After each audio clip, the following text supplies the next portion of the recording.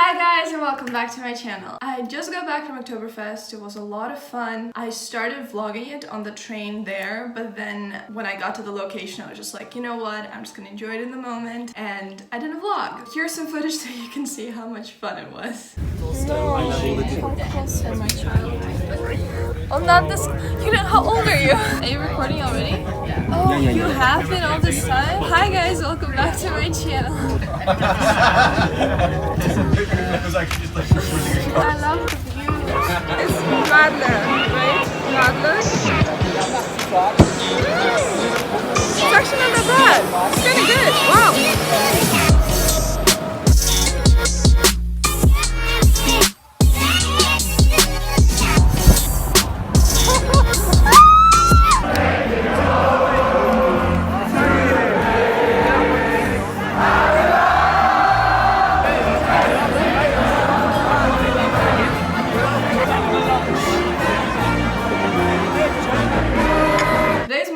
I slept for 11 hours to recover, just showered, got my coffee, and I thought, you know what, I'm gonna make a video. Specifically today, I want to share my advice for new and future Minervans because I'm so excited for you guys. I can't believe I'm already... No, I'm in the third year at Minerva, and looking back, I definitely have some things that I would tell my past self, but I can't. But I can talk to you. Of course, all of the advice that I'm sharing is based on my experience. Maybe some other students would disagree with me. And I also think that it's not only applicable for Minerva students, but anyone who is starting university and would like to hear some opinions from the future. First advice I would give is learn how to study. There's a lot of prep work for every class at Minerva, and if you don't create some systems for yourself to collect that information, to synthesize it in your brain, you will get overloaded. Maybe sometimes you can use the 20-80 rule when you don't have much time. There are other things piling up, so you just like put 20% of your effort to get as much as you can in that period of time instead of stressing yourself over. Or maybe you can use the science of learning. Always read the study guides and the things that they say focus on this, and that, because if you don't, you might over prepare and you will just have so much information before class. So instead of focusing on the concepts and what you can learn, you'll be focusing on like all the little details that are about it. Learn how to study. On that note, second piece of advice, which I'm very reluctant to say, but academics are not your whole life. I love the academics at Minerva. They actually make me excited and interested, and I want to study, but at the same time there's so many opportunities outside of that, especially because there are so many SXP events that you can go to and meet people and go on road trips and adventures. I think if you just focus on the classes and the assignments and being your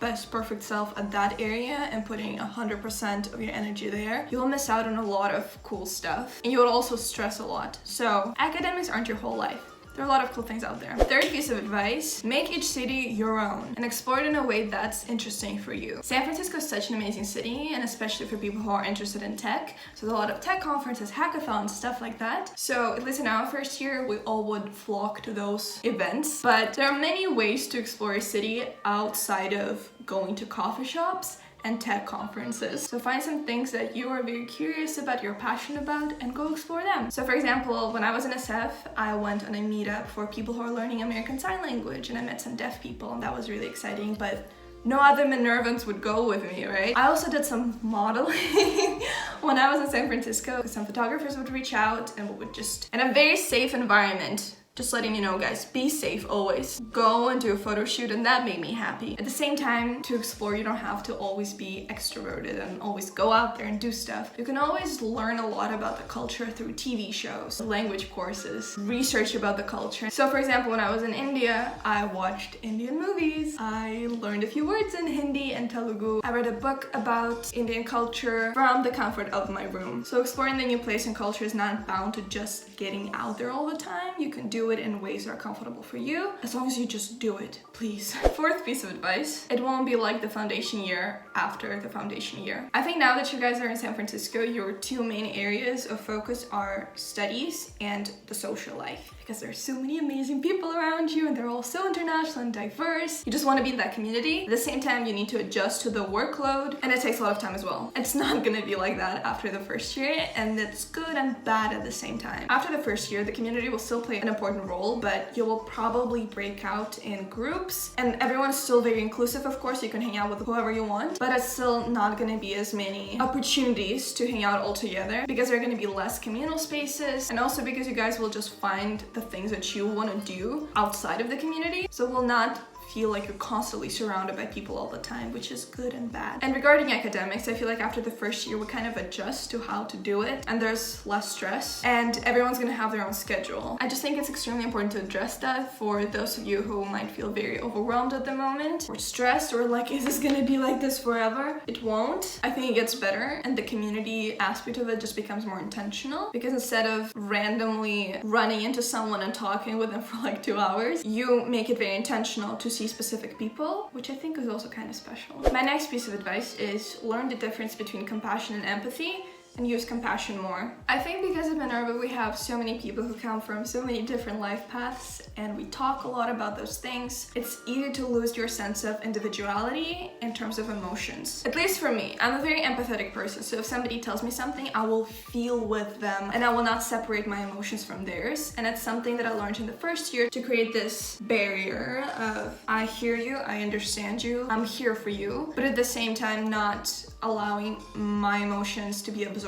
by that, because after that it would take me like a few days to go back to my own senses. So that's something I would advise you guys, to be there for other people but separate yourself for your own emotional and mental health. Okay, this one is something that a few people have asked me about. Dating. My advice on dating would be, there are so many different ways to do it, and there's no right way at Minerva. So don't listen to anyone who's telling you how to do it. Just do what feels right. What the hell, Dinara? So vague. Let me explain. There are some people at Minerva who are still in long-term relationships with a person back home, and it's long distance, but they're making it work and they're very happy. There are some people who came into Minerva after a very long relationship at home, tried it out, broke up. There are some people at Minerva who just use Tinder and Bumble and Grindr, and they're happy with that. There are some people at Minerva who met their love in one of the cities, like San Francisco, and are still dating because they visit or they do the internship in the same city or whatever that is. I know one person who got married while he was at Minerva, and his partner moves to the cities with us. So there are so many different ways to do it. Just gotta find your own. I understand that it's definitely more difficult because we move all the time, but also think about how many more people you're able to meet around the world. Oh, also some people date within Minerva. So many different options. Enjoy it in the moment, enjoy it while it lasts. And if you do want to have a long distance relationship, don't listen to anyone who's trying to tell you that it's not gonna work, because there are so many examples of it not working but also working. It totally depends on you and your story and your partner and what you want to do with your life. Also, very important thing, never feel the pressure that you need to date someone, because I feel like at Minerva a lot of people use Tinder and we share a lot of our adventures with other people, so that might create this like, not pressure, but maybe an expectation that, oh, you're in like your early 20s, you have to go out there and explore. You don't. Only do it if you want to do it and if it feels right to you. That's your life. What's most important is for you to stay authentic to yourself. My next advice would be shape a culture of positivity. I think it's very easy to go on the path of negativity for a community where you always complain about stuff together and that's how you bond, but that's not a good or healthy way to do it. It's like if somebody asks, oh, how's your assignment going? And you're like, oh, it's so bad, I don't even have time to complete it. And the other person is like, me too, I'm gonna die. Don't. I think it's much better to uplift everyone and to just be like, that's cool, man, you can do it, don't worry about it, instead of projecting your shit onto others in response to kind of be like, oh, we have something in common. So my advice would just be to be aware of that, and maybe if you hear someone being super negative, which is totally fine sometimes, I'm not talking about like sometimes when people actually are going through stuff and they need to vent, or it's like very important. I'm just saying when it's like little small interactions, when everyone's like being very negative together, although you could look at it from the positive side as well, and that would be more healthy and productive. That's what I mean. Just be aware of it, and if you ever notice things things like that, maybe say something positive.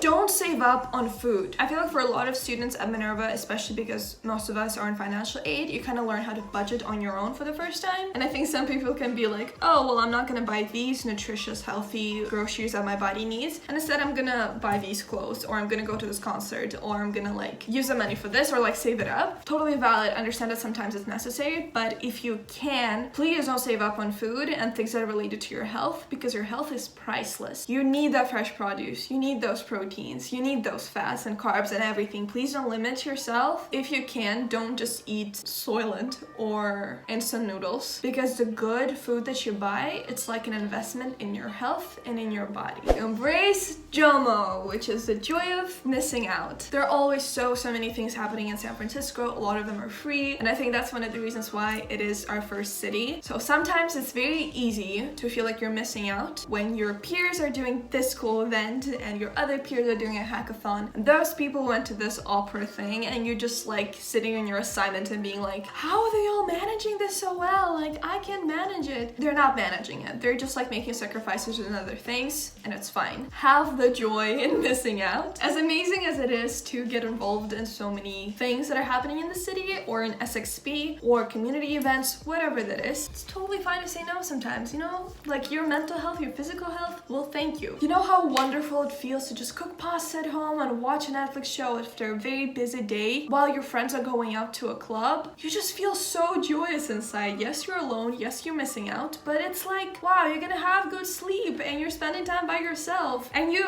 doing what feels right to you. That's joy, guys. Embrace it. My last piece of advice, but maybe one of the most important ones, would be please don't lose your sense of gratitude. When you get caught up with all the Minerva stuff, like your academics are stressing you out, and maybe you really don't like this professor, or maybe you're upset with administration, or maybe somebody posted that on Facebook and you're just mad about it. It's easy to get caught up in all of that and kind of lose this, oh my god, I'm doing this thing, it's so awesome. And that's so crucial to have, at least for me. If I'm doing pre-class work and I'm just done with everything, I just want to sleep and not care. The memory that comes back to me is my younger self 2.5 years ago, when I was sitting on my bed at 7 in the morning and I got an email that I got accepted into Minerva, and like the tears of joy and the disbelief and the happiness that came out of it, and like the immense gratitude, it comes back to me, and I want to keep it with me, because it's really important to not forget what your younger self dreamed about and how you're living that dream, or just to put Minerva into perspective and realize what an amazing freaking thing it is to be able to study, live in this incredible community, and get to see so many different parts of the world. Like, it's insane. So please never lose that sense of gratitude. Even if you're upset with something, you're mad at something, it's totally fine for that minute, but overall, pretty awesome. Thank you guys so much for watching this video. I hope it was helpful, maybe insightful. If you have any thoughts or questions about the things that I've talked about, please leave them in the comments down below and I'll respond. I'm really happy for all of you, whether you're just applying or if you're already in San Francisco and you're going through all of these things. I'm wishing you the best of luck. You can do it. You're awesome. Meanwhile, I hope you guys are having a grateful, wonderful time wherever you are in the world and whatever you're doing. Thank you for watching, and I will see you with a new video next week.